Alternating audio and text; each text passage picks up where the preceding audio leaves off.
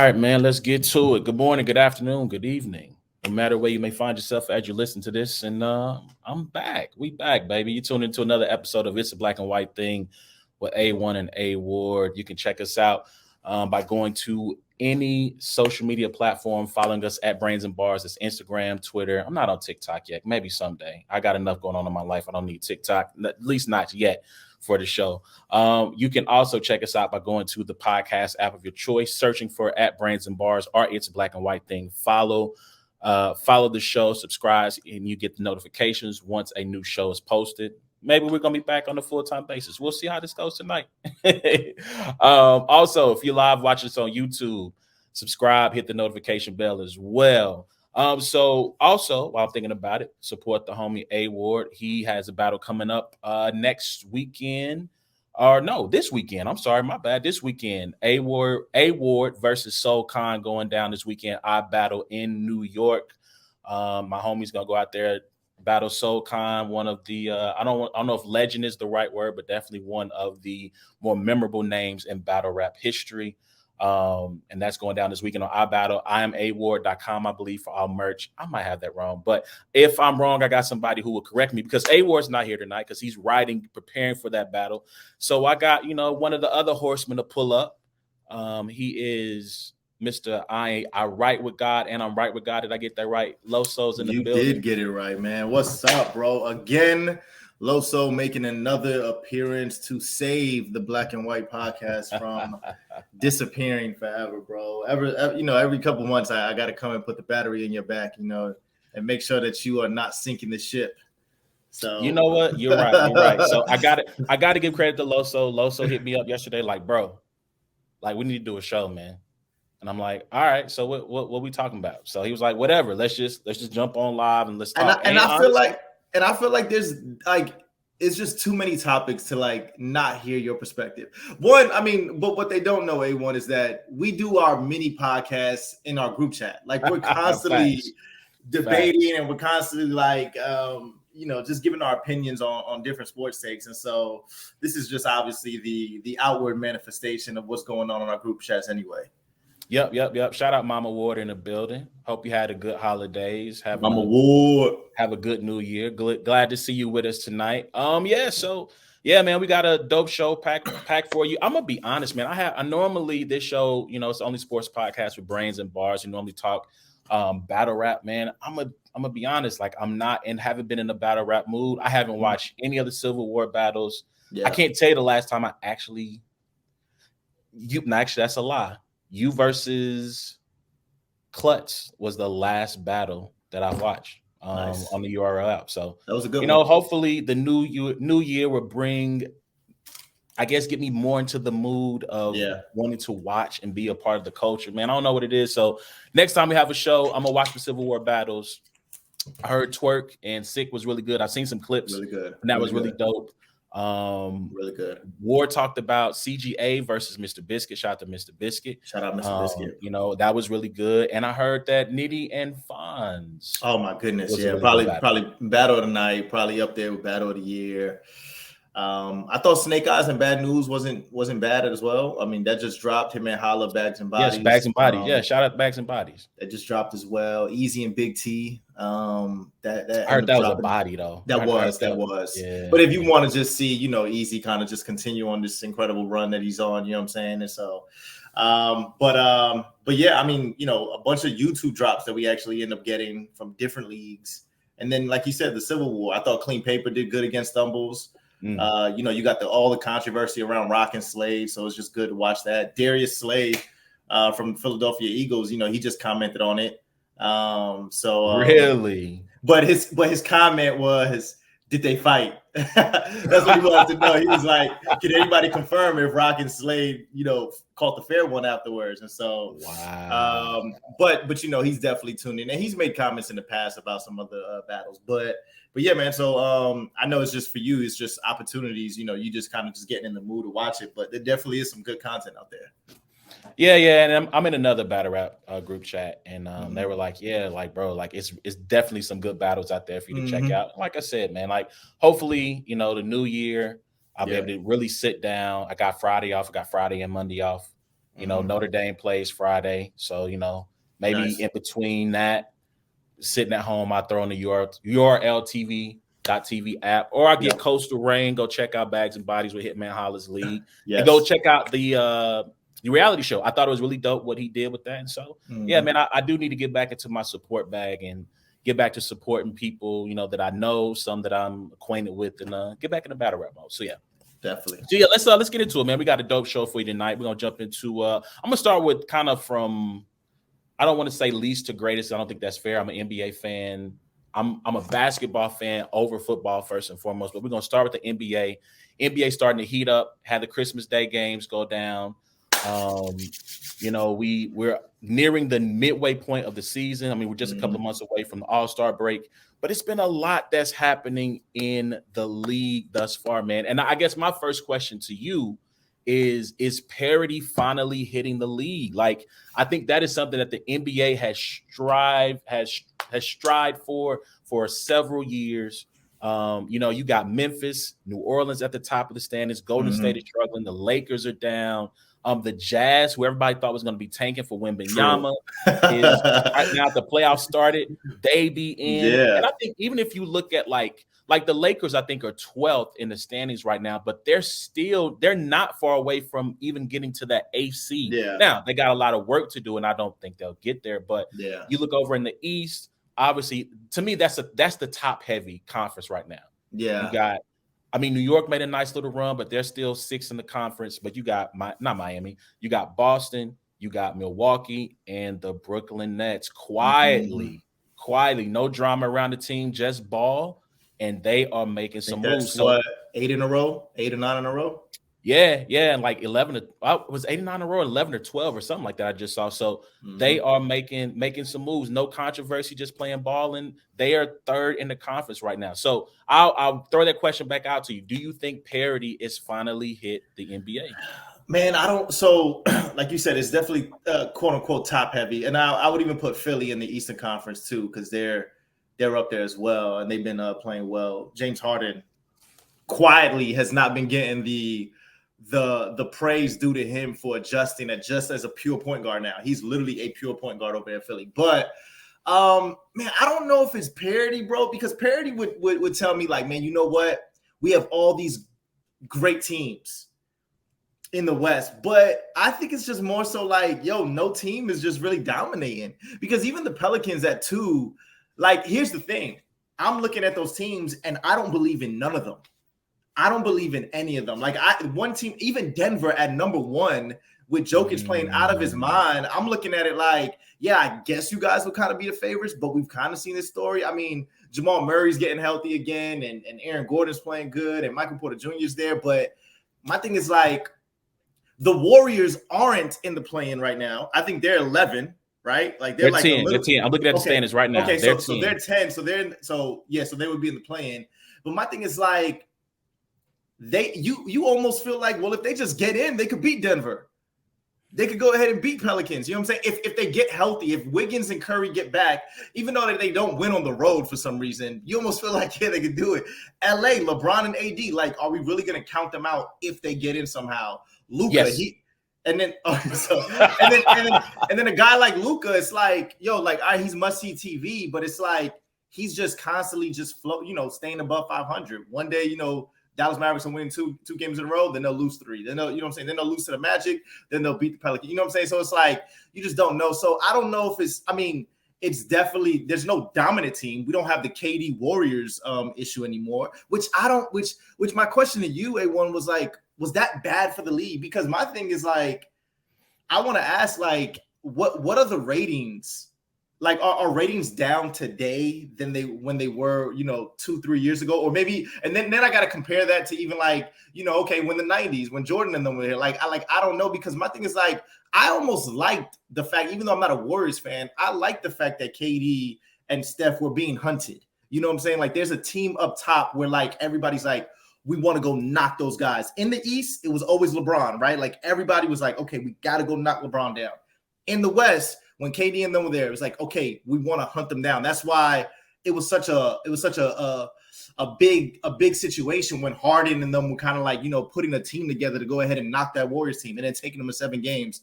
So like now I don't know if it's like, yo, do I want to go watch Denver and Utah and all those guys? Because like there's not this like dominant historical thing that's going on. Now, if Luka had his team at number 1, you know what I'm saying? That'll probably be a different conversation.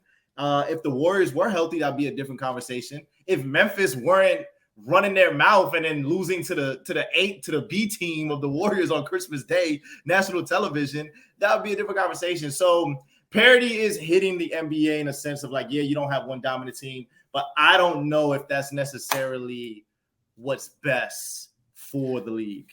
So I'll say this, like historically, the NBA, there are 2 things that have made the NBA as successful as it's been from a ratings perspective, right? And I do think that there is a problem right now with the regular season and getting fans to care about the regular season, right? They say the season's too long.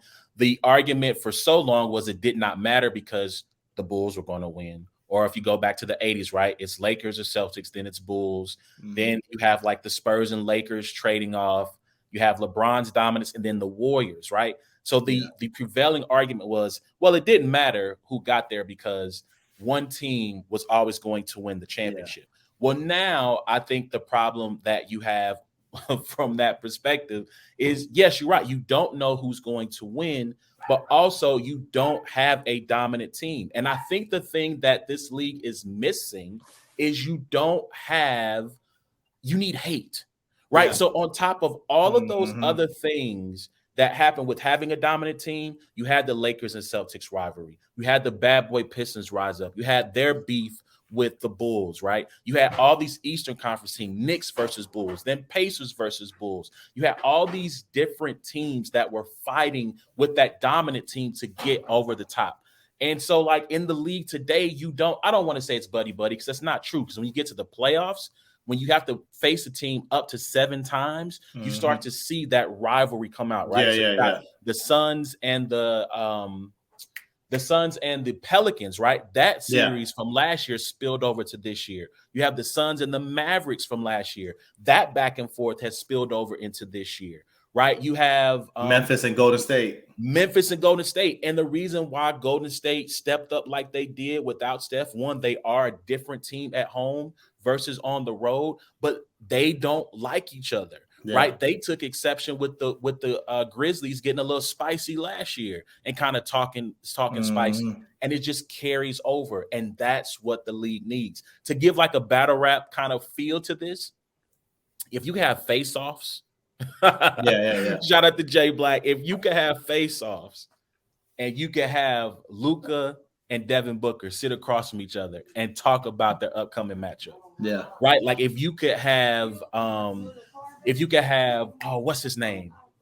Oh, snap. I'm blanking on his name. You have Ja and like Klay Thompson sit across from each other and talk their talk, right? You need this spicy talk, which I know a lot of people were mad at Ja Morant for coming out and saying, like, I'm not concerned with nobody in the West. And when asked to clarify on that, he was like, did you hear what I said? Did I stutter? I'm cool in the West. You need that kind of spicy talk to happen in the league to be able to get more eyes on the game, because that Warriors Grizz game had all that backstory leading into it. So I'm not sure if you remember, but Dylan Brooks, like a couple games before, he does a post-game interview, and they ask him like, hey, do you feel like this Christmas game is losing a little bit of its storyline because Steph Curry's not there? And he goes, we obviously want him to be there, but it doesn't matter. I'm Klay Thompson's the matchup that I want. He was running his mouth last year, and I'm going to show him how I play defense. So when Klay shoots that jumper and Dylan Brooks falls and Klay's over there, I was like, yo, I'm with this. And Dylan Brooks saying that in the post-game interview, even though I was going to watch the game regardless, I don't know. I mean, NBA had a tough task anyway because football was on, right? Like the NFL. We're going to talk about that. We're going to get to that. Which was kind of messed up, right? But like my thing is like, I'm just a sports junkie, so I'm going back and forth. No matter what game's on, I'm going back and forth. But like the reason why I'm tuned into the Memphis Golden State game is because primarily, obviously, everything else that was happening. I remember Ja in the off season told Draymond, "Yo, Christmas Day, let's get it locked in." And Draymond was like, "Yo, the champs play at home on Christmas. Y'all come over here." And Ja was like, "Bet, say less." Then Dylan Brooks makes that comment, and I was like, I want to see. All right, you know what, Clay? Steph Curry's injured. Even when Steph Curry got injured, I was like, you know what, Clay? I want to see what you're going to do. I want to see if you're going to put the ball on the floor, talk your track. Because I saw Clay and Devin Booker go at it earlier this year. Listen, so I was that's like, another one. So when he hits that shot and he's hovering, he's going over Dylan and Draymond is talking trash, and like I was like, yo, this is what I'm. Even though quote unquote a blowout, it was late in the third quarter. They pulled late away. In the third out. But even when Jordan Poole got ejected. The Memphis, I think they brought it down to 10, and I was like, okay, what's going to happen? But regardless, Warriors, just kept that lead. But that's what you're right. Like that type of talk makes us tune in. The Pelicans and the Suns, I wouldn't necessarily, even after last year's playoffs, I didn't necessarily want to tune in. But when I'm seeing Zion do that windmill dunk at the end and then his post-game interview and say, you know what, I wasn't playing last year and they knocked us out, so we here. And then now, Chris Paul, obviously, he's always going to do something controversial. He bows my boy Alvarado, you know what I'm saying? And then it's like, okay, cool. And then Brandon Ingram, I don't know if you saw, but he was posting stuff on his story like, Cameron Payne, you ain't like that. Sit down. Like, I'm like, yo, let's get to it. Book it again, bro. And so I wanted to see when they matched up again. And so, and then the next time they matched up, Booker goes for what? 58. You know 58. What I'm saying? So it's like that. Like I agree with you. I don't know. I don't want to shorten the season because you start messing with history at that point, right? It's just like, all right, then what do we do? What do we do with records? What do we do with points per game? What do we do with all these different things? And so, and then I don't even know if I necessarily like the idea of in season tournaments, kind of like how college. I know people have thrown that idea out, but it's like for what? Like I just don't know what that looks like.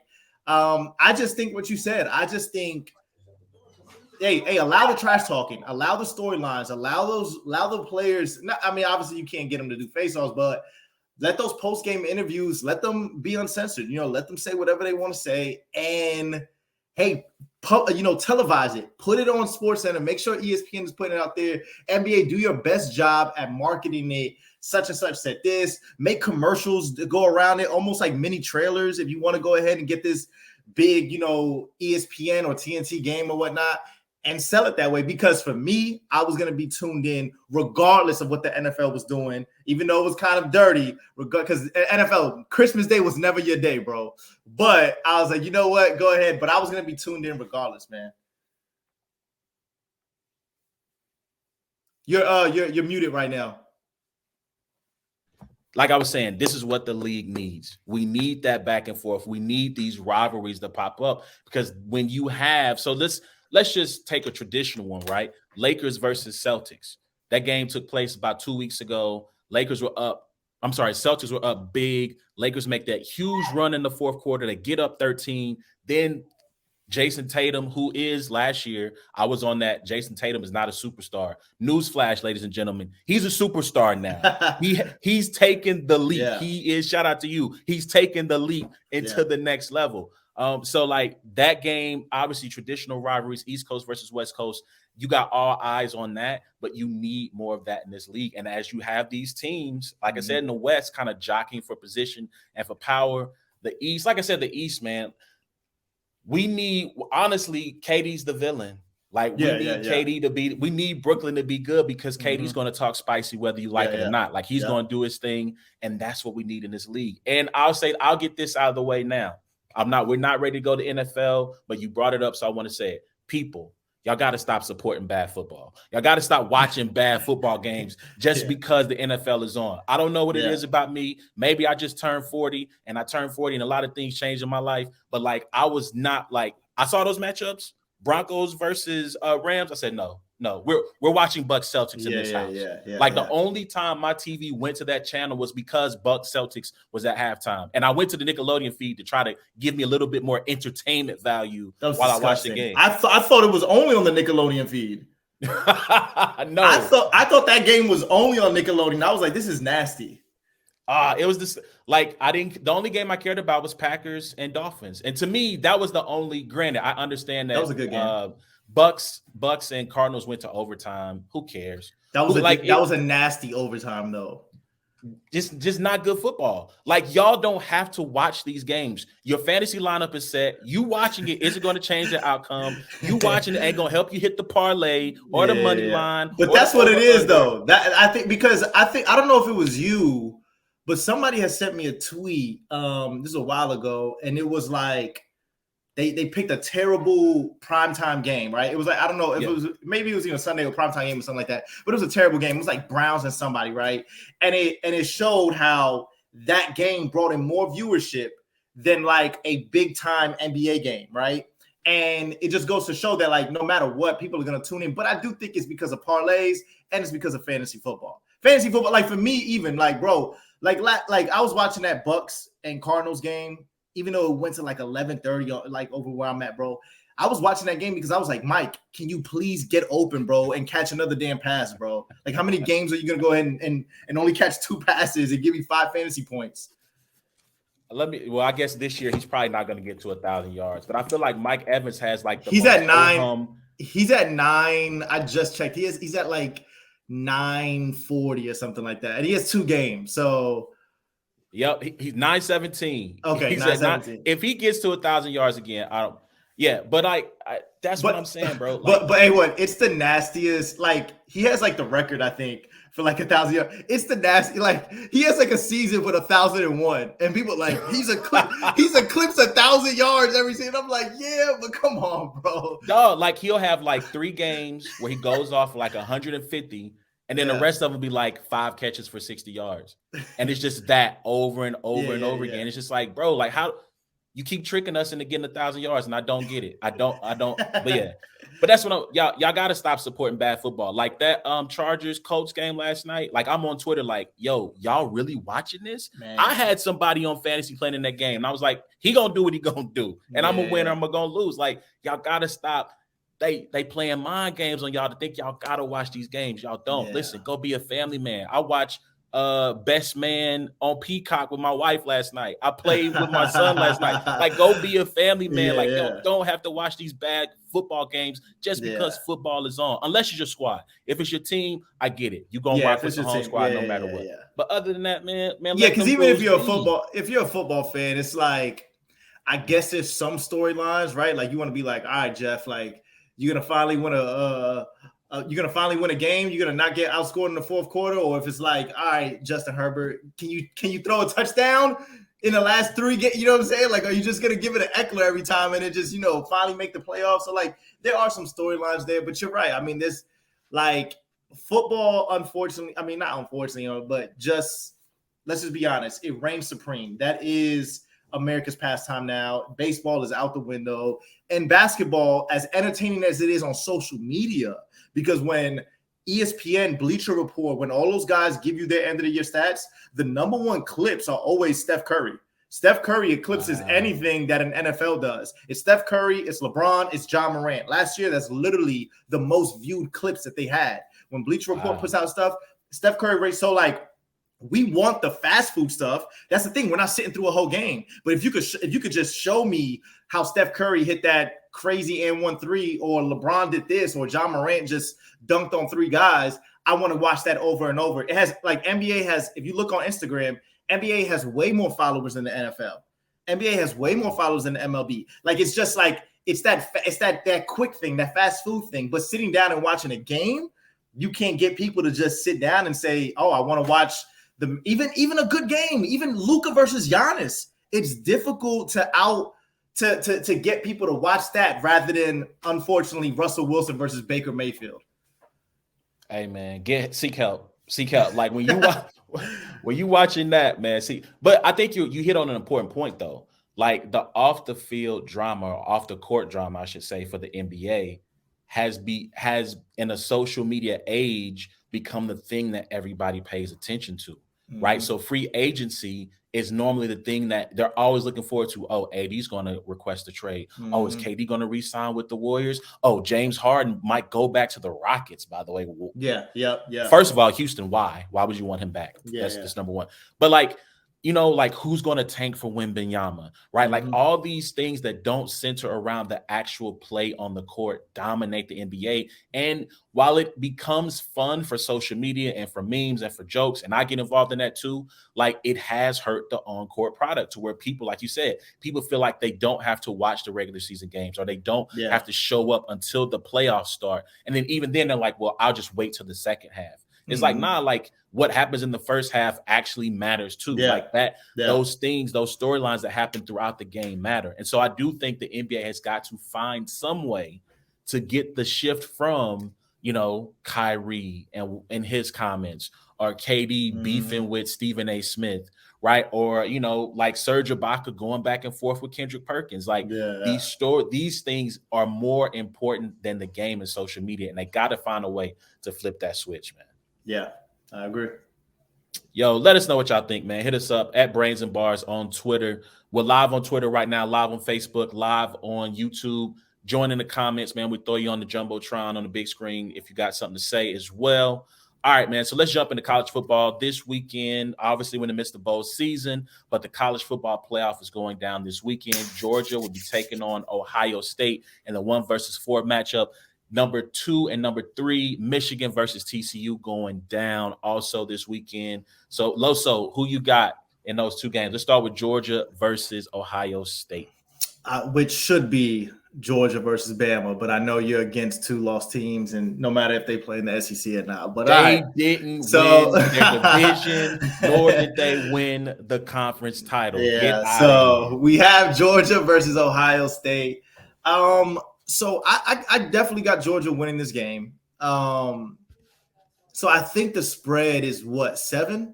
Is it a touchdown? Let me check that out.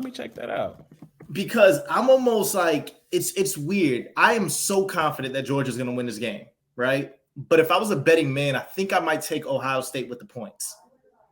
And I just for this one day, playoff, college playoff game, I think, don't get me wrong, Georgia is a better version of Michigan. And Michigan, you would say, dominated Ohio State, right? For most of that game? Yes. Dominated. Yes. I just think that Georgia, Stetson doesn't get touched. You know what I'm saying? He doesn't get sacked often. They average 200 yards rushing a freaking game. And then it's like, I know Stroud and Marvin Harrison are going to get theirs. You're not going, I don't care if it's, Georgia's not shutting down Marvin Harrison, bro. What's the over and under on it? I'm going to take the over for Marvin Harrison Jr. He's the best receiver in college football. He should be playing in the NFL this year. That's just what it is. He should be playing on Sundays right now.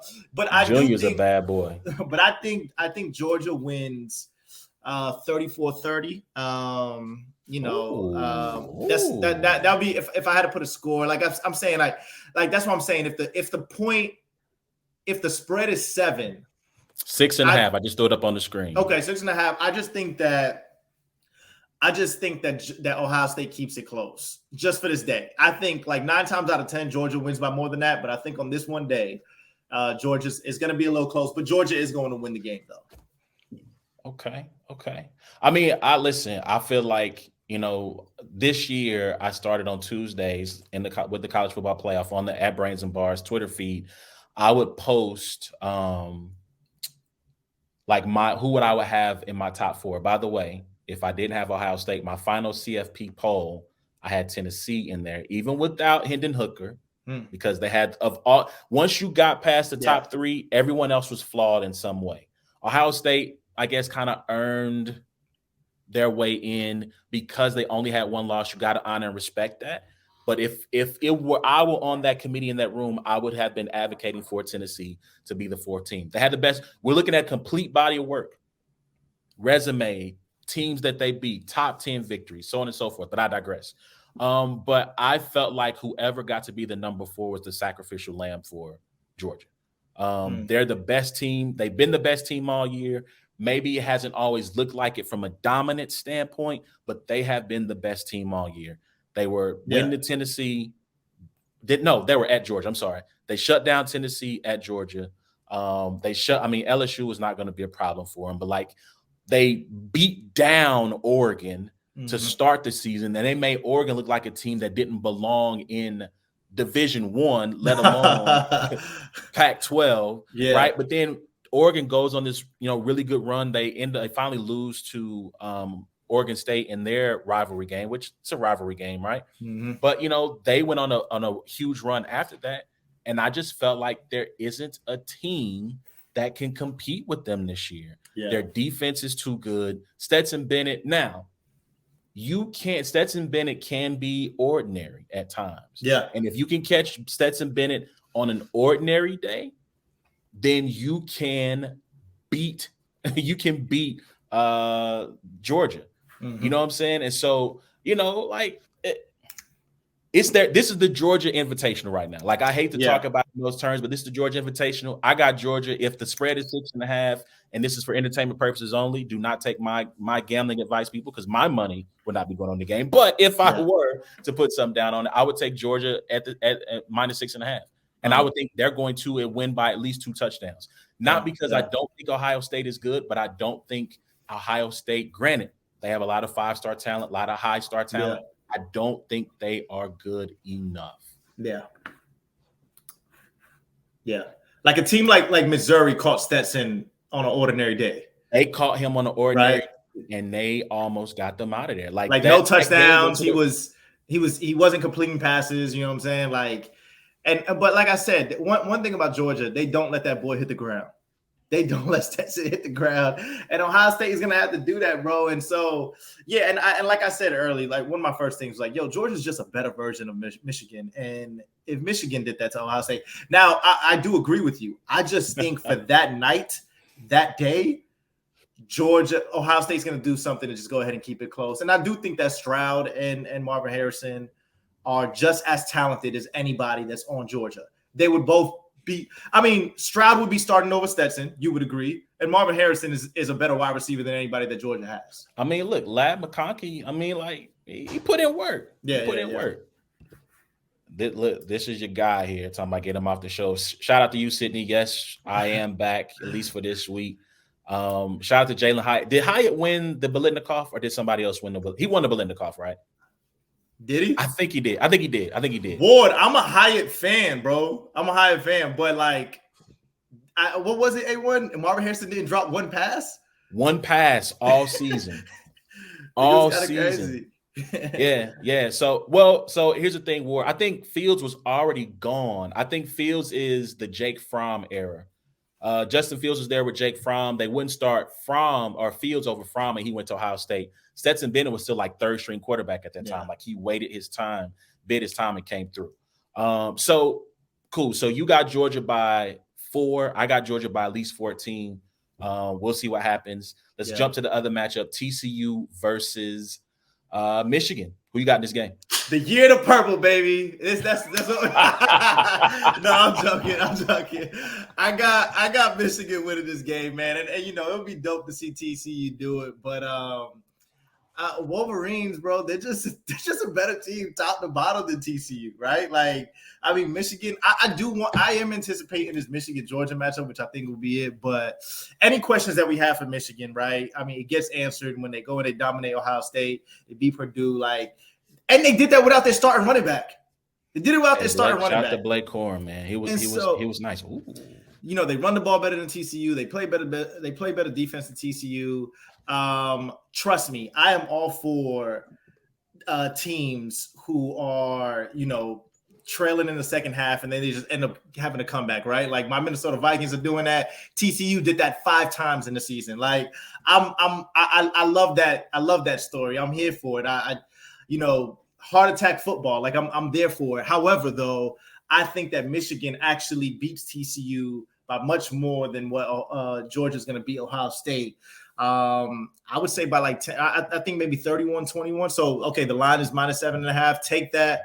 I think they win 31-21, Michigan over TCU. So shout out to TCU. Shout out to college Kirk Cousins. Oh, the Horn Frogs. Oh, but shout out to them, man. Like they have had, I mean, like you said, like their year has been a lot like Minnesota's in that they are down, not big in every instance, but they are down in certain games and they're Mhm. able to do what they need to do in the fourth quarter. Max Duggan, that is Mhm. the college equivalent to Kirk, and like so I think Michigan is going to win by 7. I Mm. think the Horned Frogs defense is better than people give credit for. I think that they are going to feel the disrespect because I don't think a lot of people are going to have them winning or even being in this game, right? Mhm. I can see a 7 to 10 point victory, but I'm going to say Michigan 27-20, because Max Duggan is going to do something to keep the game close. Mm. And I think that it's going to be the more entertaining of the two games because also going against Ohio State, they're basically playing a road game. They're going to Georgia. Basically, yeah. Is it Mercedes-Benz Stadium now? I think Yeah. in Yep. Atlanta. Yep. They're playing a road game, and in that environment with the Yeah, that's pro Georgia, bro. Bulldogs, yeah. By the way, shout out to Joe Scudder, man. Me and Joe Scudder follow each other. Like he has liked a couple of tweets of mine. He's apparently a Bulldog fan. So shout out to Joe Scudder, man. So I think we'll have a Georgia Michigan championship game, and I got Georgia. I mean, like Michigan couldn't hang with Georgia last year, and that Mhm. was with I forget the young man who tore his ACL at his pro day, and Aiden Hutchinson. I forget Mhm. the other guy that had on there were two defensive linemen. It's not as good a defense as last year. It's still a really good defense. Not as good a defense as last year. Georgia, not as good a defense also on their standpoint, but like Facts. they just keep reloading with monsters though. Like Jalen Carter is probably going to be a top 3 draft pick. Mhm. And what he did to Jaden Daniels was incredibly disrespectful. You know what I'm saying? Like only thing I can say is he got to pull the strap out like Damon Wayans did on the last Boy Scout. When you pick me up like I'm your child, like a toddler, I can't fight you. So only thing now I just got to shoot you. I got That's all.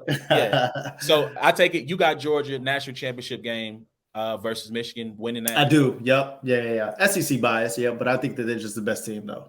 It's not even SEC. It's just that's what it is, right? Like Yeah. Georgia Yeah. for right now is But I do Bama. think I mean, and I think I know just for hypothetical, I know you said that hey, they do not deserve to be in there, but would you at least say Bama would give Georgia a tougher test than Ohio State? From what you've seen. Yeah, I think Bama would give them a tougher test than Ohio State. Like Because I think Bama to they're a better. me, I think they're a better team. I think they're a better team. like I don't think you can use that wording of sacrificial lamb. Like any other 4 seed, you're right, but like when it's Bama, I don't know if Bama's looked at as the sacrificial lamb in against Georgia. I'm not saying that they're going to be a favorite. They're definitely going to be the underdog, but man, like they can go in there and do something, bro. It's weird because when you look at Bama's year, right, they don't have any impressive wins, but they have impressive losses. Right, they have two impressive losses where it's like, man, I almost got to give them credit for the way they lost to Tennessee and LSU than the way that they won. They beat Texas. That is such a battle rap thing right there. Like, yeah, he lost, Yeah. but he had some good moments in that loss. It's the Danny Myers effect. Like whenever Danny loses a battle, he quickly goes to Twitter and says it's battle of the year. And whenever he says that, I'm like, oh yeah, he clearly lost. And I guess that's my thing with Bama, right? Is that you barely beat Texas. Need a miracle to beat Texas. Yeah. They came back against Tennessee. They get credit for that, but they lost that game. Then you lose to LSU in a game you probably should have won too, right? They almost lost to A&M. They had a dogfight with Mississippi State. Arkansas gave them a run for a little. Like, it's just there are too many instances where, like, if you just continue to have these moments of just getting over the hump when you face the best team in the nation, I just don't. It'll be competitive for a little bit because they're Bama and it's still Nick Saban. But we might be looking at a change of the guard. You're giving Saban what, two and a half? I mean, how many weeks to prepare for Georgia? I mean, well, it's been like 3 weeks, and I guess it would have been. I mean, he would get a month, right? He would get almost a month preparation. Look, Saban is the GOAT. He's the greatest. Same thing like Belichick. You give Belichick 2 weeks, bro. I mean, I'm gonna side with Belichick. I don't care who's playing quarterback for him.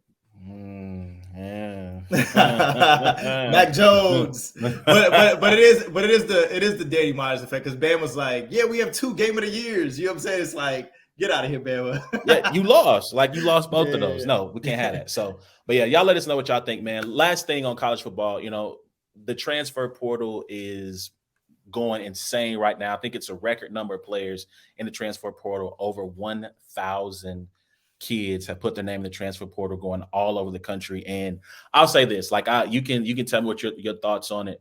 I hope that these young men have people in their corner who are giving them good advice. You know, you sent me the clip of Ryan Clark talking about kids being entitled and spoiled and have bad attitudes. And while I do think that some of that is true, I think on the other hand, I feel like a lot of these kids probably have people in their ears who are saying, you're the greatest, you deserve better, you can't, you know, like, you can go here and get this and get that. You obviously have tampering going on where people are in their ears, or they're reaching out to schools to see what interest lies out there in the free market for them, which I guess if the kids are doing it, I'm not as mad at it. But I feel like at the same time, like, there's something to be said of sticking it out where you are. Shout out to Stetson Bennett. Stetson Bennett was a third string guy. I think he actually went to JUCO, came back to Georgia, still wasn't his job. He got his opportunity. He made the most of it. I think you have to sometimes be patient, right? If it's not working for you after, sometimes you know it's not a good fit, right? So if you know it's not a good fit off rip, then move on. But if you've been there 2, 3, 4 years and you're still not seeing the success and the on-field PT that you want, then go take a look someplace else, man. So what do you think about the transfer portal? Like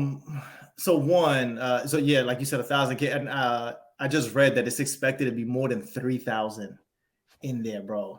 And so I do agree with you. These aren't isolated decisions being made, right? Like, these kids are not doing it on their own. However, though, I would say, even if they're in a good situation, bro, what do humans struggle with, bro? This desire of being wanted, bro. I'll give you a good example, bro. A couple years ago, Aisha Curry goes viral because she's like, hey, I want to know if guys want me, right? Like Stephen Curry. She's married to freaking Stephen Curry. You know what I'm saying? Like, she's a millionaire. Your cookbook is selling out. We don't even know if you can really cook, but it's selling. It's on New York Times bestseller. But she says, hey, I just want to know that somebody out there wants to. And sometimes these kids, they want to taste the free agency. NBA players do the same thing. I've heard megastars say this several times. Yo, you know what? You want to see that debate, that conversation being had between other teams saying, you know what? Hey, we'll give up X, Y, and Z for you, or we want you over here for, like, you just want that conversation. 1, 2, man, I don't know if it's wrong. Right. I mean, granted, there has to be, there's always, no system is going to be perfect. However, though, I don't know if it's necessarily, if I can fault the college football player for saying, man, I want to go see if there's a better opportunity out there, whether that's financially or systematically, right? Like, hey, let me go ahead and hear what this college coach is saying, how he can utilize me and how he can get me to the next level. You know what I'm saying? Or I want to see, hey, you know what? Financially, maybe my parents, maybe my grandparents are in my ear and they need X, Y, and Z, and I can go ahead and make this happen. This taste of free agent, like you said it best, bro. College football is no longer recruiting. It is free agency. That is the age that we are in.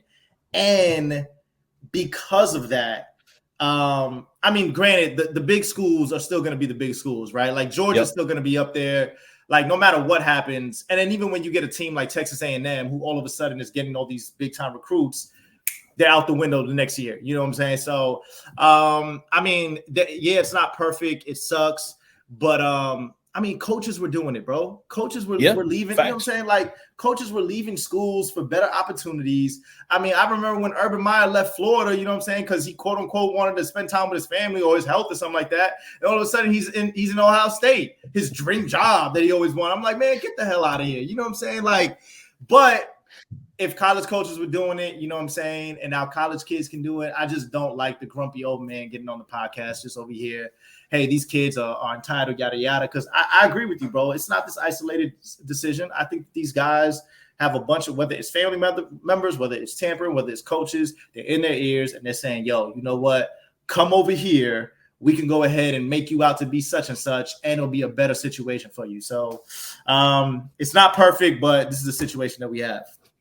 Yeah. And like I said, man, I really hope that someone is looking out for their best interest because, like you said, you look at A&M and it makes you question about the culture that they're building, right? Where you have, I think they are at 26 kids and counting that have transferred out. Now, all of them are not freshmen, right? That's not all freshmen, but you have all these kids who are transferring out. And it's just like, I get it. You didn't have the season you thought you would.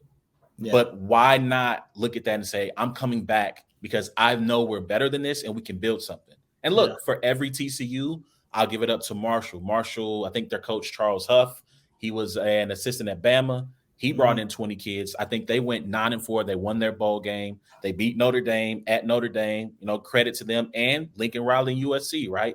USC sub 500 team last year. He brings in 20 new transfers. You know, maybe tamper with, Jordan Addison, maybe not. But, he brings in 20 new kids to his team. They're now playing in the New Year's Six Bowl. So for every, A&M, there is an SC, there is a Marshall that are bringing these kids in and they're turning programs around, Oh, yeah. Speaking of Hyatt, I don't know where Hyatt went to school before that because I'm not the Tennessee guy. But, Hyatt was a transfer. I know Brew McCoy was a transfer. Hendon Hooker was a transfer. So, yeah, like they're for every kind of – who's that? And it worked for them. And it worked for them. Yeah. So for every failure of the system, you have those that work. And, but here's the thing, right? So last thing on this QB transfer. Then you have a guy like JT Daniels, which I have nothing against JT Daniels, but JT Daniels has went from Southern Cal to Georgia to West Virginia and now to Rice. So it's like at a certain point, it's like, okay, my guy, like let's move on. Let's it's not the system. Them. Yeah, it's not them, it's you. You tried 4 different. Emory Jones is where's Emory Jones right now? Because he was originally Ohio State. He flipped over to us, but then obviously he went to Arizona, right? I think he went to Arizona. Was either Arizona or Arizona State. And now he's somewhere else. I don't know where he's at. Let's see. His wiki says he's still with Arizona State. Okay. Nope, Cincinnati. Come on. Cincinnati. Same situations like Emory. Come on, bro. Mel Kiper had you as a top 5 pick going into last year's, you know what I'm saying? It's like, nah, we're not doing that. Yeah. So, I shout out to these kids, man. I hope y'all making good decisions, Hopefully y'all will find home. All of you will not find home. Some of y'all gonna have to go to JUCOs for a year and then come try again next year. But good luck to everybody, man. Y'all let us know what y'all think about that topic. All right, so let's jump into the NFL, man. Let's jump into these storylines of the NFL to close out the show. I've already given you my rant of stop watching bad football. Grow up. You don't have to watch it. So let's just jump into this next part. Make them pay for putting, Arizona and Buccaneers as a primetime game. Fam, y'all got to hit the NFL where it hurts in their pocket. If you don't hit them in their pocket, they not going to make any changes. Y'all going to still be watching Tennessee versus, I'm going to pick on Jacksonville. They're playing a lot better now. But you're going to keep getting these Tennessee versus Jacksonville on Christmas games because they're not going – I think the NFL has said they're going to continue to put games on Christmas, which has been like an NBA thing. But they're trying to – look, listen, they are the URL. They're trying to corner the market and body everybody. Like, this is our territory now. So I think they're going to continue to do it. So y'all put the pressure on them to make sure they give you some primetime watchable football games. Yeah, Roger Goodell is turning into Vince McMahon, and he needs to chill. All right, so that was my stop watching bad football rant. Y'all can check that out from early in the show. So you have your Minnesota Vikings jersey on, as I see. Is that the Randy Moss? This is the Randy Moss because he's been disrespected lately because of the emergence of Justin Jefferson. But yes, this is the Randy Moss jersey. So, I saw a stat today that the Minnesota Vikings own the record now for most one-score victories in NFL history. They are 11-0, surpassing a couple of teams that were 10-0. And you and I have had hours probably at this point in the group chat of debate over Kirk Cousins and how good of a quarterback he is. Is he top 10? Is he not? The floor is yours. Matter of fact, I'm gonna give you the solo. I'm gonna give you the ISO, and I need you to lay out for the people why. No, I want to see. No, keep it here because I want to see your face on this one. I want to see your. I'm gonna keep a straight face. I'm not gonna hate. Go ahead. So the floor is yours. Why should we take the Minnesota Vikings seriously as an NFC contender, potential Super Bowl contender? So I would say this: we are the worst Super Bowl contender of all time, but we are nonetheless a Super Bowl contender. And this is what I'm gonna say, bro. The conversation and the reason why Minnesota catches weird flack for some reason, it's that the conversation is like, oh, they're frauds. What are we pretending to be? All we're doing is going out week in and week out and just we didn't pretend to be some juggernaut. We're not saying we're the Eagles, and we're not saying that we're the 49ers or even the Kansas City Chiefs. We know who we are. What do you want us to do? Lose a couple of more games so that we're not like tricking you guys every week, bro. We were the underdogs against the Lions. We're the underdogs against the Packers this week. Like Vegas is not being tricked by us. However, though, I will say this. Kirk Cousins is definitely a top 10 quarterback. Like you can't, and especially like if we're just talking about play. I'm not saying that, hey, if you're redrafting today, who are you going to go ahead and choose? I'm just saying if you're going off play, hey, this is what you have to pick him in the top 10. Second of all, we have the number one wide receiver in the game. We still have a really good running back. Dalvin Cook, to me, I watch every game he has. Looked like he's lost some explosiveness. Cool. TJ Hawkinson, Detroit Lions, thank you for trading in your own division. I don't know who told you to do that, but hey, you traded a prime 25-year-old. He looks like a Viking, and he belongs in the Minnesota Vikings, bro. So I'm there for it. This is what I think, bro. They have to hold on to the second seed. That's the biggest thing. They have to hold off the 49ers. And I know they're saying, like, you know what? These last couple games against the Packers and the Bears for the Vikings don't really matter. But to me, I think they matter a lot. You slip up and you let the 49ers get the second seed. You guys go down to the third seed. Yeah, you still get a home playoff game, but you risk not having that home playoff game. And on top of that, you potentially get a tougher matchup. Now, granted, as it sits right now, the Redskins and the Giants, I think, are the 8th and the 7th and the 6th, right? Yes, you are right. Okay. Looking at the standings right now, they are the 6th and 7th seed. Giants and Commanders in that order. We beat both of them. We beat both of them this year. You know what I'm saying? Now, granted, we beat them in Viking fashion, right? Like first of all, there was a point where it was an 8-point game, which would have still been considered a one-score game. And I'm like, all right, Vikings, just win that way. Don't let them tie this game up. Saquon scores, and then now we have to win by a 61-yarder by Greg, who's never hit one who's only attempted 3 in his career and who finally hit one. You know what I'm saying? So I think that the Minnesota Vikings, I think that they can score. They put up points, bro. They can score in bunches. The problem is not, are they good? Can they be good for 4 quarters? That's the question. Because there's certain quarters, especially in the third quarter, where they just seem to be collapsing, or they're just not putting up points. And their defense is historically bad. Right now, we are second to last in defense. We are averaging 6.5 yards a play that we're giving up, bro. That's literally what we're giving up. Every time you say hike, you can just guarantee you're moving the ball 6 yards on us. And so, which is weird though, because Patrick Peterson is having one of his best seasons that he had in a couple years. Harrison Smith, I think, is still good. Here's the thing though, A1, the reason why I would say that they're contenders. Yes, they are not putting 4 quarters together, but in the fourth quarter, when it's clutch moments, the offense and the defense are making plays that need to be made.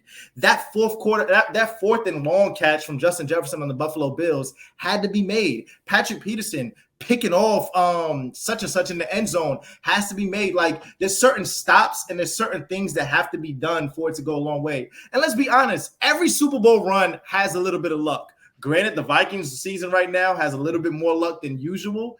And 11-0 is definitely something we've never heard of. Bro, if Dan Marino was going 11-0, you would be shocked, right? In one-score games, even a quarterback of that stature. So although Kirk Cousins is doing it, I told people, hey, the ball is just bouncing our way. last season, the Vikings were 6-8 in those same one-score games. That's why we finished the season off 8-9. And it's like, oh, Kirk Cousins can't get it done. All right, so what's the conversation now? Is he getting it done or what? Like, you can't have it both ways. You know what I'm saying? Yes, the defense does need to step up. I think Donatello needs to get out of there. I don't know how he still has a job, but if we're still winning, you can't fire the man. Kevin O'Connell, Justin Jefferson went up to Kevin O'Connell the first day that he saw him, and he said, on record, he said, hey, how are you getting Cooper Kupp open like that? And Kevin O'Connell said, don't worry. Boom. And look at Justin Jefferson. He's about to break. Hopefully he breaks Megatron record. You know what I'm saying? I think he deserves an MVP vote, at least one. Obviously, Patrick Mahomes is going to win it. It's a QB award. Patrick Mahomes playing out his mind. But I do think that the Vikings, their biggest, like, think about it. They lost to 2 Super Bowl contenders in the NFC, right? They lost pretty handily to the Philadelphia Eagles and the Dallas Cowboys. Nobody has them beating the 49ers if they match up. And you know, even if they play, like, let's say like Green Bay sneaks in at the 7th seed, they might even give them like the line isn't going to be big for the Minnesota Vikings with a home playoff game. All I'm saying is, like, yo, we know who we are. Let's go out there. The offense can score points, and I'm okay if the ball just continues to roll our way throughout these next couple of weeks. And you said it yourself after that Giants game. You was like, yo, they have to be going to the Super Bowl at this point because it's just too many games that are ending this way, and it's going their favor. Man, so I will say this, right? I'm not going to.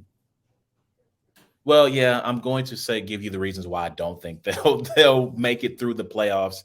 And so starting with this, I want to bring up so I have my uncle, and the homie Sydney, who watches the show, having, like, on my Facebook Live, having a argument about the Cowboys in the comments. I'm not going to put all of the comments on the screen of this back and forth, but hold on. So they have a conversation about the NFC East, and then Sydney says, like, your division is the best. Okay, here's the thing. The NFC East is the best division in football this year. Like, sorry, I mean, like, it is what it is. And after the Niners played the Commanders on Sunday, they won going away, right? Second half, they ended up pulling away from the Commanders. Defense turned up again. DeMeco Ryan should be, I don't know if they hand out coach of the year or assistant of the year. He should be assistant of the year if they do. He's going to get a head coaching job. I've already seen the Broncos mentioned as a potential destination for DeMeco Ryans, which that would make me sad. He's a great coordinator. I do not want to see the Commanders again in the playoffs. That defense is really good. They just got Chase Young back. He's going to be rounding into form as they get into that first wild card game. They don't know who their quarterback is, though.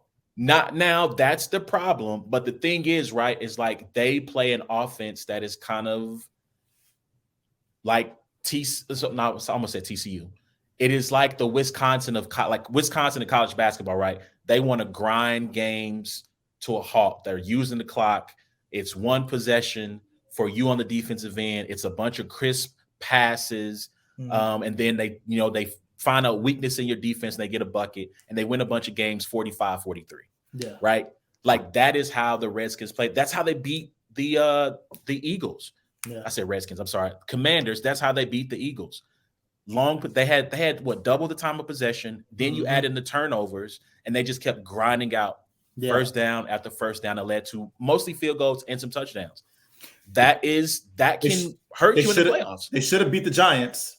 They should have beat the Giants. The Giants are another team. Their interior, Leonard Williams on the inside, Kayvon Thibodeau on the outside. Their second now, Wink Martindale. He loves to send blitzes. And, that's how, bro. And that's how you handle the blitz, you can beat him.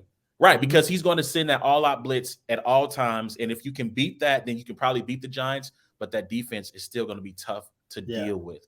The Philadelphia Eagles have the best interior offense and defensive linemen in the NFL. Their front four, amazing. Their secondary, dope. Their offensive line, dope. The Cowboys, to me, are the wild card in all this, right? The Cowboys can be world beaters if they don't shoot themselves in the foot first. And that's just really what it is. I feel like Dak has more tipped passes that go for interception than just about any quarterback in the league. Trayvon Diggs is still a sucker for a double move or any type of deception. I mean, the touchdown to Devontae Smith, listen, Trayvon, they had him covered. You stick with your responsibility, which was Devontae Smith. You're trying to be the hero, and you're almost ended up as the GOAT and the whipping GOAT or sacrificial GOAT because you're trying to make a play that wasn't there. So they're a team that kind of is Jekyll and Hyde-ish in that way, in which they can look great one week and look really average the next. Now, to get back to the Vikings, your point about them losing to the two top contenders, that's a problem, right? Their point differential, which a lot of teams have really bad point differentials. I want to say, let me see if I can look it up real quick. I think we're what are we, +5 right now? What is +5? Yeah. 3, 4, 5, 6, 7, 8, 9. There's only 11 teams with a positive point differential in the league at this point. That is crazy, which points to a lot of the mediocrity that has happened in the league this year, right? So having to be 11-3 and have a with 12, with 12-3. With 12-3 with a +5 differential. No 12-3 team, no 12-3 team has ever had lower than a +50. And they're not, unless they blow out their final two teams, they're not going to make it to that point, right? So when you get into the playoffs, and you're going to have to play the Denver Broncos. Sorry, I'm looking at comments. You're going to have to play potentially the 49ers. We're going to have to play potentially the Eagles again or the Cowboys again. You're going to have to play a lot better. And you can't, like you said, you can't take a third quarter off because the defenses you face in the playoffs are going to be good enough to keep you from having those miraculous fourth quarter comebacks. So how does the NFL playoffs work? Do they reseed after the win, or is it just a bracket? So it's just it's not reseeding. It's the first team gets the bye, and then after the wild card weekend, the highest remaining seed goes to take on the number 1 seed, and then the other two teams play each other. So it's not necessarily reseeding. So, but that's what I'm saying. So the highest ward. So for instance, if the Cowboys win, let's say the Cowboys go to Tampa and they win, and the Vikings and the 49ers both win as well, right? So the Cowboys will go to Philly and 49ers and the Vikings. Okay. Yep. But so that's how it worked. But let's say the Redskins upset the Vikings, the Redskins aren't going to Philly, even though they're the lower seed. Or they are. No, the Commanders would go to Philly. So if the Commanders play the Vikings, the Commanders win, the Commanders automatic. So whoever the 7 seed is, if the 7 were to beat the 2, 7's automatically going to the number 1, and then the other 2 teams are going to play each other. Yeah. So so it's reseeding, but it's no straight bracket. Okay, I got it. Right. Yep. I mean, so I know you said the wild card. I mean, the question was Dallas. I'll say this, man. Vita Vea, right? He comes back for Tampa. I'll say this, bro. Vita Vea comes back for Tampa. They get healthy. This is the question, bro. Like Tom Brady, he in the playoffs. I don't know if he gets a home game with the Cowboys. They already beat the Cowboys, 19-3 this year. And on top of that, do I really trust any other quarterback? Granted, I know Brady hasn't been looking like Brady of past, but look who would have to play. Brock Purdy, Kirk Cousins, Daniel Jones. We don't know who in the Commanders, Carson Wentz or Heineke. Brady's always going to have the upper hand in that, and their defense is playing better. And I just don't I'm just saying, the Buccaneers, I wouldn't be shocked if they beat the Cowboys when they match up in Tampa. Listen, I wish I had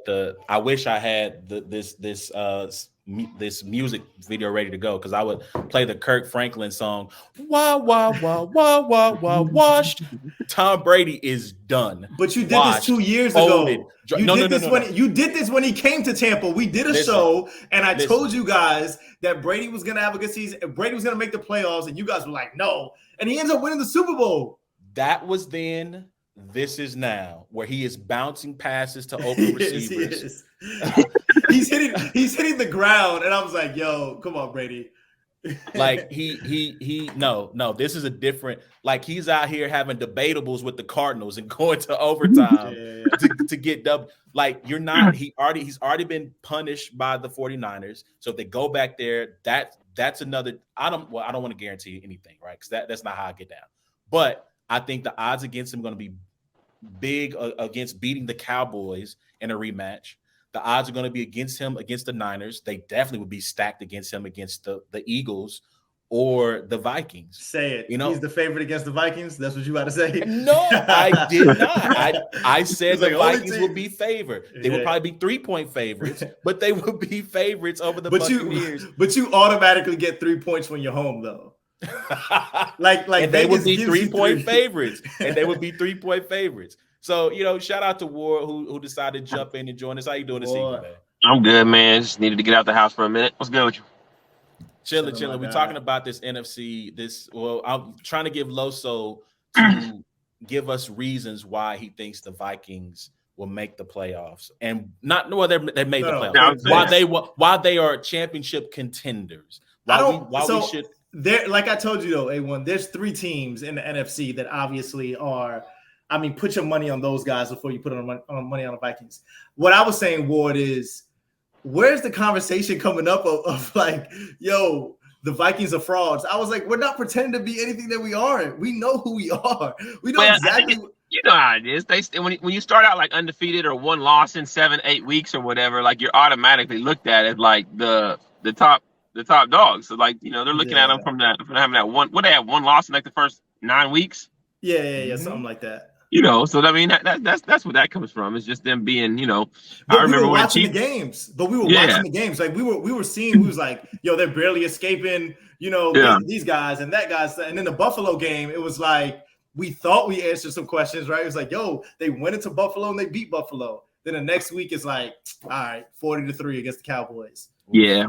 But no matter what, I mean, like, you're a Super Bowl contender if you're 11-0 in one score games. Like, I'd be interested to see a stat like when it comes to like playoff games or whatever. I know some of the wild card games tend to be kind of blowouts and different things like that. But for the most part, once you get to the conference championships and the Super Bowls, like 1 score games, I would say it's probably got a high percentage.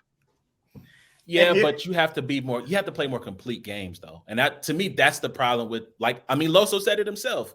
They start slow, or the third quarter they come out sluggish, and now they got everybody in the NFL though. I don't think there's any team out there playing complete games. You don't think the Chiefs outside of maybe? Huh? No, the Chiefs are not playing complete games. They should have blew Seattle out. Yeah, and the Texans, and then I mean the Chiefs are just probably one of the worst red zone NFL teams, and complete games. Yeah, I don't think the Chiefs are playing complete games. The reason why I have to have confidence in this Vikings team or this type of Vikings team, the last 2 successful Viking teams for me, right? I go back to obviously the Case Keenum Vikings, right? When they made it to the NFC Championship, their defense was tremendous, bro. And they didn't get it done. They end up losing the NFC Championship. Then obviously you go to that 98 Vikings team, right? Where they go 15-1, Randy Moss rookie season, best offense at that time. They end up losing by a field goal to the Atlanta Falcons, right? And so they don't make it to the Super Bowl. So it's like hold up. Well, let me just say this: with one of the most accurate, if not the most accurate kicker in NFL history, missing the field goal. Disgusting. Like, bro. it wasn't like it was like, who was it, Morton Anderson? Morton Anderson. Gary. Oh, it was Gary. No, it was Gary Anderson, right? Yeah. Morton was on the Falcons. Morton was on the Falcons, right? You're right. But Gary Anderson was still one of the more accurate kickers, though. Like he's not Morton, but he was still a very accurate kicker.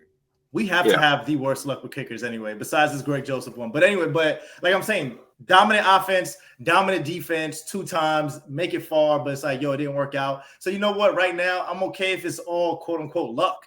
Let's go ahead and ride this wave. Let's see what happens. I know everybody's like, yo, you know what? Kirk Cousins going 11-0. That's shocking. But Ward, I told A1, I was like, wouldn't you be shocked if you heard Patrick Mahomes was 11-0, and because that's never been done.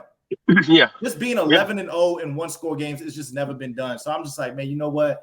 Let's ride this wave and let's just see how long. Well, I would say what you're talking about is luck, but at the same time, there comes a time when you're like, we've been here before, and it's not luck when you have poise and you can keep your composure and you still feel like, hey, I could possibly win this game if I get the ball with whatever time to go because I've done it 10 times already. It might have been luck, in a couple of those games or whatever, but I think that you start believing in that, what I mean, and you're able to kind of not, get down and feel like against the Lions or whatever, like at halftime, it's a wrap for this game. You know what I mean? So you're able to keep that composure because you're like, look, all we got to do is get it to 1 score and we're going to win. And I told everyone, I said, if you're watching the games, they're like in the fourth quarter, like forget about what they messed up with in the first 3 quarters, but in the fourth quarter, their defense and their offense are making clutch plays to go ahead and get them in position to win. Now, granted, some things have to go your way, right? The Buffalo Bills, all they have to do is literally run the clock out, but then Josh Allen fumbles it in the end zone, right? Like on the 1 yard line, and the Vikings get the ball back and boom. So it's like that right there. I'm like, yo, how many times does that happen to a Bills team like that? But you're right. I feel like, it's been 10 times. Like when Patrick Peterson goes into halftime and says, all we need is 5 touchdowns. And people are looking at him like, statement. Yeah, and people are like, what? But Patrick Peterson is saying, they got a block punt. They got a pick 6 return. It wasn't like they were lighting us up anyway. Like, we'll stop them in the second half. Just go ahead and get 5 touchdowns. Like, you guys have the weapons, and they did it. True. Look, I think you have to give credence to them being a contender because, like you said, they are at this point in the season with that record. They clinched their division. They're number 2 seed. I think you have to give some credence to them. I just think the skepticism will remain there because of how they're winning the games. Like if they come out now, here's what will change. If they come out this weekend and they beat the brakes off the Packers. Yeah.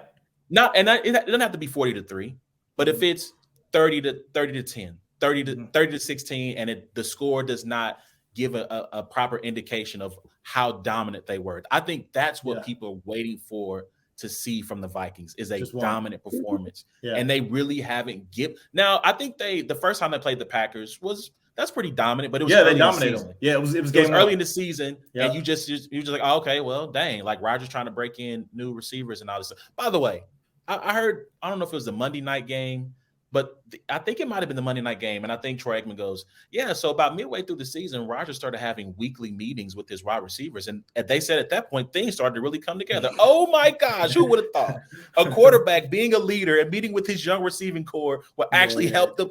What a novel idea, Aaron. But anyway, that was not here nor there. That thought crossed my mind. But let's jump to the AFC real quick. So AFC, this weekend, by the way, support good football. Support good football teams. Monday Night Football, Bengals versus Bills going down. Potential number 1 seed implications on the line. The Bengals are still have an outside shot at the number 1 seed. The Bills are the number 1 seed currently with the Chiefs. I don't think the Bengals do any longer. If they need the Chiefs to lose out, and the Bills to lose out. They need the Bills and the Chiefs to lose out. Oh, okay. The Bengals and the Bengals to win. Yeah. Right, because they would have the tiebreaker advantage over both of them head to But head. they can't clinch their division, I think. I believe they can clinch their division with a win over the Bills. No, they cannot because the Ravens are still only 1 game behind them. They beat them the first time, and the final game of the season is Bengals versus Ravens. Yep. So if they get Lamar back this week, I don't know if he will be back, but the Ravens still have an outside shot at their division as well. A lot of things unsettled in the AFC. A lot of things kind of coming into clear focus in the NFC. So here's what I'll say. I'm looking at the bottom of the standings for the AFC.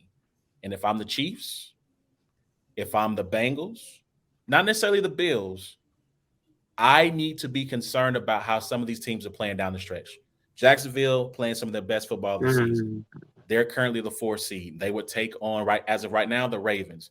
The Ravens are beat up, but if they get Lamar back, who knows what'll happen with them. The Chargers playing. I don't want to say they're best. They're playing better. I don't know, bro. But that game. They're about to get Bosa back too. They're about to get Bosa back. That's gonna be big. That'd be good.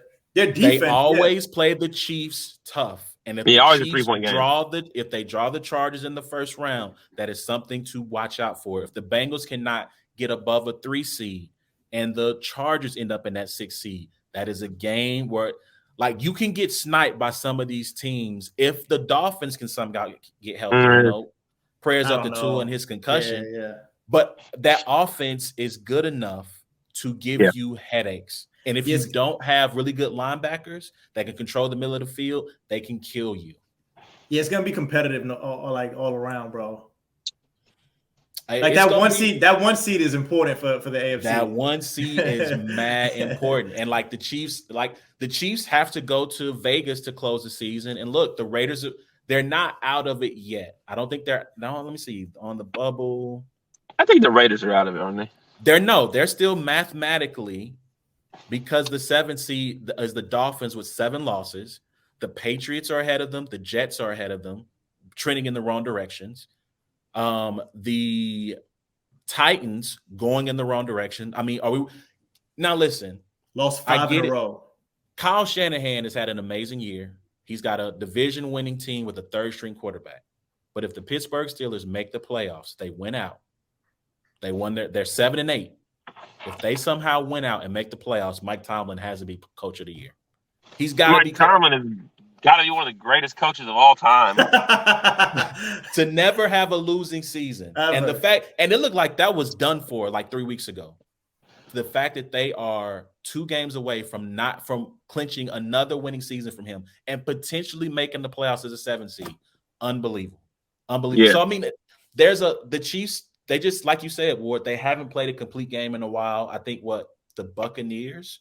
Well, like I said, one of the alarming things is I think offensively and defensively, their red zone percentage is like abysmal. Like it's I think it's like close to the last in the league, you know?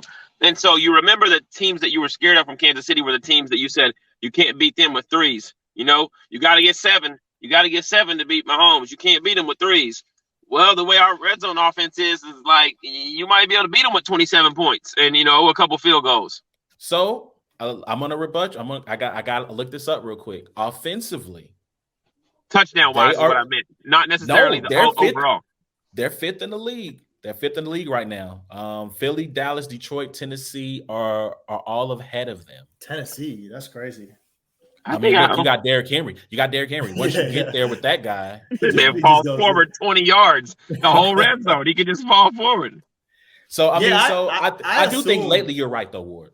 I assume that Mahomes was putting the ball in the end zone. I mean, it just seemed that way or whatnot. I don't watch their whole games. I kind of pick up on their highlights and stuff like that.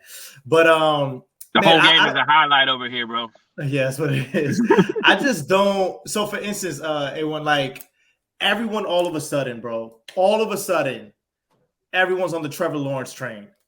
Everyone is like, he looks good. I mean, I've always been on the Trevor Lawrence train, bro. I've always been on the train. With Urban Meyer, you on the Trevor Lawrence train? Oh, I was on the give him a couple years train. That not necessarily with his coach, but I've always been like, nah, Trevor Lawrence. You can ask my homie Big Los in the group chat. I've always been on Trevor Lawrence train. But unfortunately, I was on the Zach Wilson train too, and I've been on the Daniel. But listen, I've been on the Daniel Jones train too. I still believe in Daniel Jones. A1 gave up on Daniel Jones 2 years ago. Hey, he was looking like Josh Allen a couple plays with us, bro. But that's the Vikings. Mac Jones was looking like freaking Dan Marino, bro. So, but I don't know. Like all of a sudden, I'm watching, and everyone's talking about Trevor Lawrence. Everyone's saying like, yo, the princess finally arrived. He's here. He's this, he's that. And I'm just like, okay, where's this coming from? Now, granted, they won how many games in a row or something like that?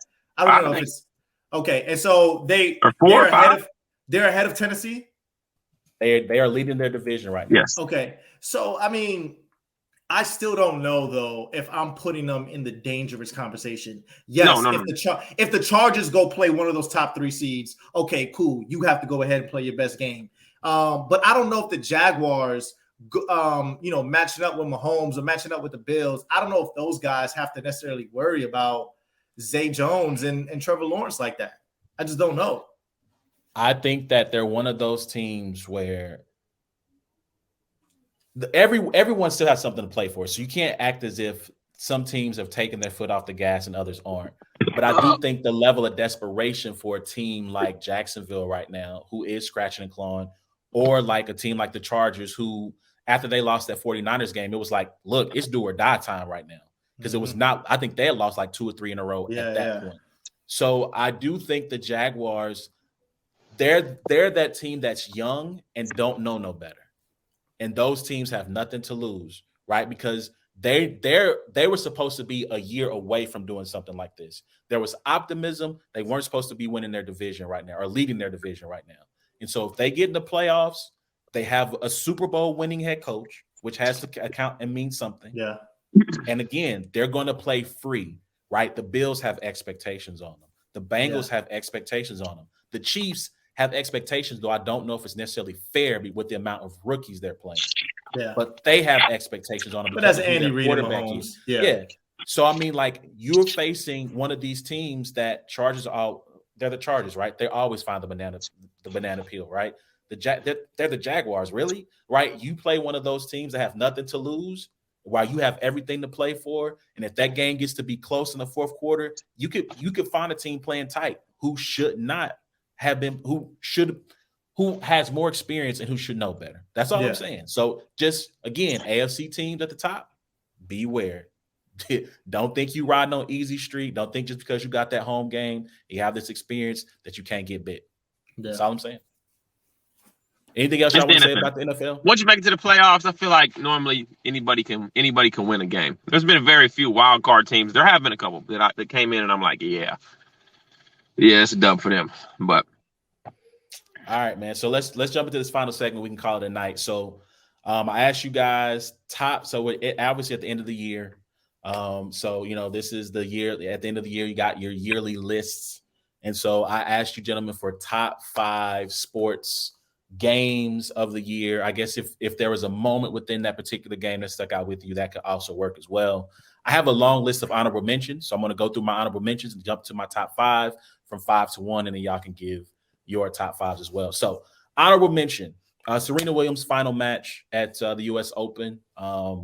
She's the GOAT, one of the greatest icons in American sports history, and to see her, fight in a 3-set match, but ultimately not win and conclude her brilliant tennis career was something to watch. So salute to Serena. Clemson versus Notre Dame. I had to pick one of my this was actually on my top 5 list and I removed it. But Clemson versus Notre Dame. Notre Dame, Marcus Freeman's first year, up and down season. Clemson at that time was ranked 4th in the first college football playoff poll, and they dominated them, giving them a win that I don't think Brian Kelly ever delivered. Nothing against Brian Kelly. He just never delivered that type of victory while the head coach of Notre Dame. Bryce Harper, Game 5 homer that sealed the NLCS versus the Padres. Bryce Harper was on the cover of Sports Illustrated, I think, as a 15-year-old.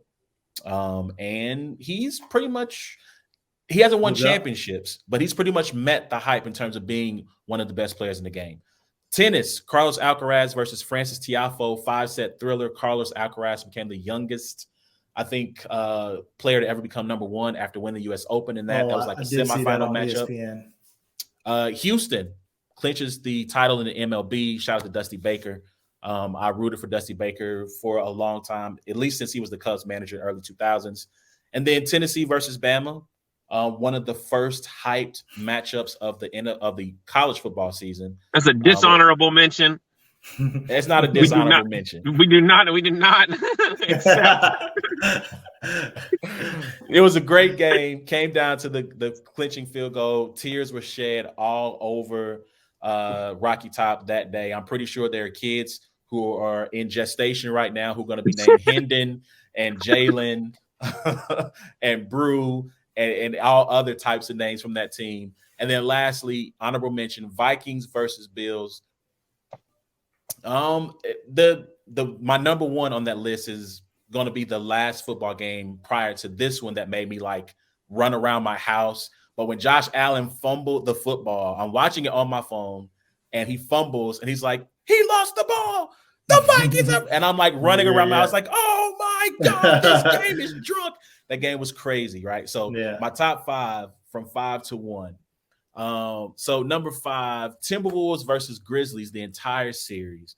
It was highly entertaining in part because it was a comedy of errors from both sides. That's what I was about to tell you, though. It was more self-inflicted than it was like Kentucky and Duke. You know what I'm saying? Like, it wasn't like the greatest game ever played. And listen, I'm glad you brought up college teams because I called that series a bunch of professionals playing like college kids because at least 4 or 5 times a game, I'm like, why would you do this? Why would you foul up 4 when he's taking a 3? Like I just found myself going, it was highly entertaining between those two, right? Those two teams. Number 4, the Netherlands versus Argentina in the knockout stages. I believe that was a semifinal matchup in the World Cup. That game was crazy, chaotic.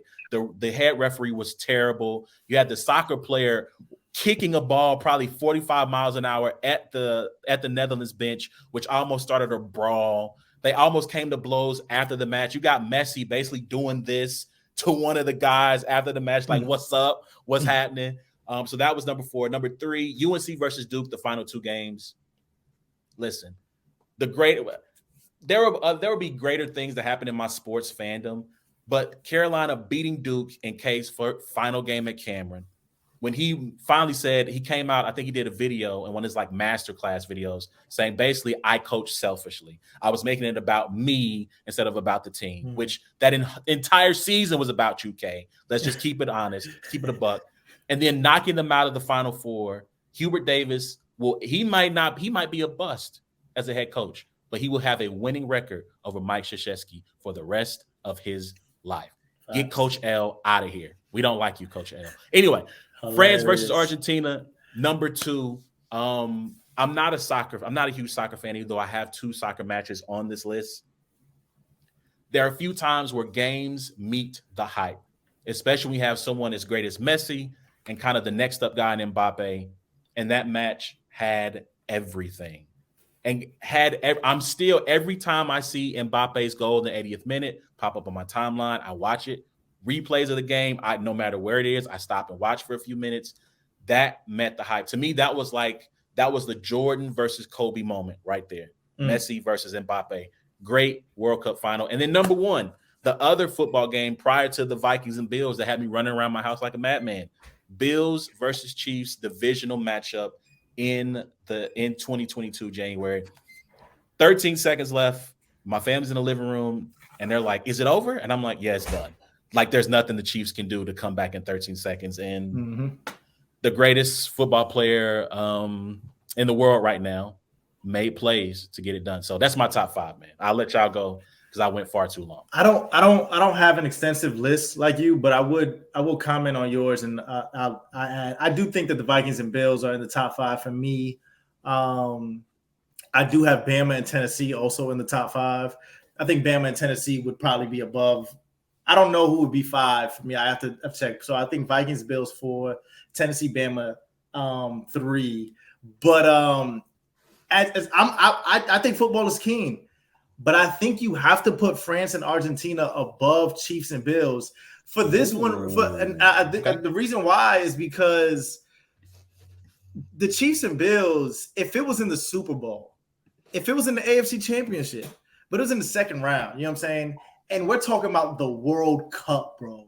Like what you said, games being like when you live up to the hype, like you get like, and one thing, this is why baseball would never make my list, because superstars get to avoid each other, right? Like the greatest pitcher gets to go ahead and walk the greatest hitter. And I'm like, yo, that's not why I'm watching this game for.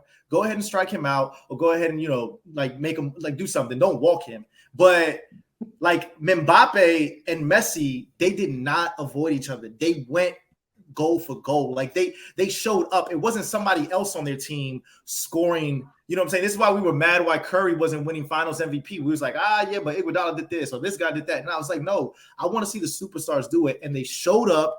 And I don't even watch soccer, but I remember watching, and I was like, nah, there's no way, bro. There's no way Mbappe. They're down 2-0. You know what I'm saying? This is Kirk Cousins drinking the Gatorade in halftime, being down 33-0. This is Brady 28-3 praying in the middle of his bench. Mbappe came back and scores 2 goals. And then, and it's like, yo, what is going on right now? I've never seen anything like this. And because it was in the World Cup, I have to put it above, even though, don't get me wrong, I remember exactly where I was for Chiefs Bills. I remember thinking they scored 25 points in the last 2 minutes. I remember watching it and I was like, yo, what is happening? This is not supposed to happen. What is going on right now?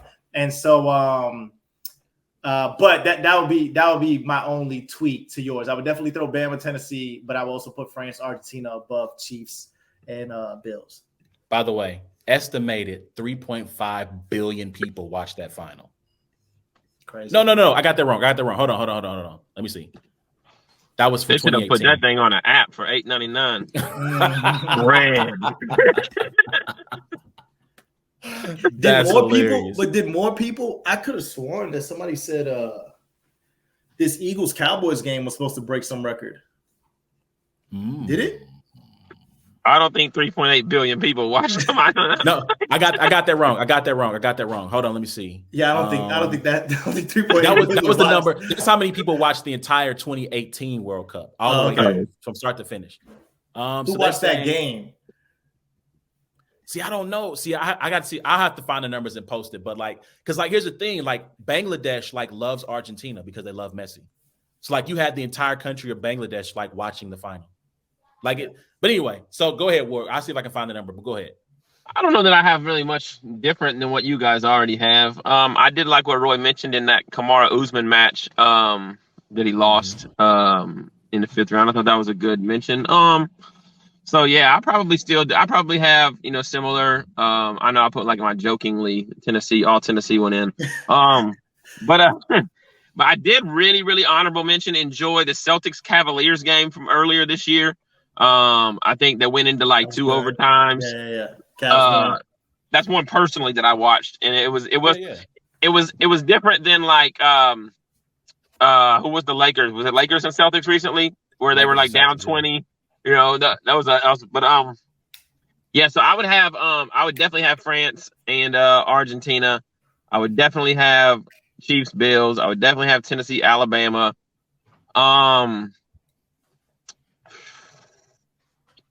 Then I would probably Tennessee Alabama would be 2. Chiefs Bills would be 3. France Argentina 4. Let's see, 5. What's 5? What was 1? The Cavs game? No. A Ward versus Rum Nitty. It's always number 1. It's always number 1. I forgot those are sporting events. That's a sporting event. Hey, for number 5, just flip a coin on one of these Vikings 11-0 games. Bro. Yeah. Vikings, A Ward versus Rum Vikings, Bills. Definitely number 1. So on all of the lists. All right, well, cool. Y'all let us know what y'all think. You know what's the bottom 5? That whatever flag football game Loso was playing when that guy ran into his knee. That's what's in the bottom 5. All right, whatever flag. Hey, we definitely got blown out that game too, bro. Like I had no business running a jet sweep with like 2 minutes left, bro. It's like, yo, what are we doing right now? Try to do a flick flicker down 30. Y'all let us know what y'all got for y'all top 5 sporting events that you watched this year. Hit us up at Brains and Bars on Twitter, Facebook. I'm also on Instagram too. You can hit us up there as well. That's our show for tonight, man. We appreciate y'all tuning in. Shout out to all of y'all who joined us throughout the show. We appreciate y'all.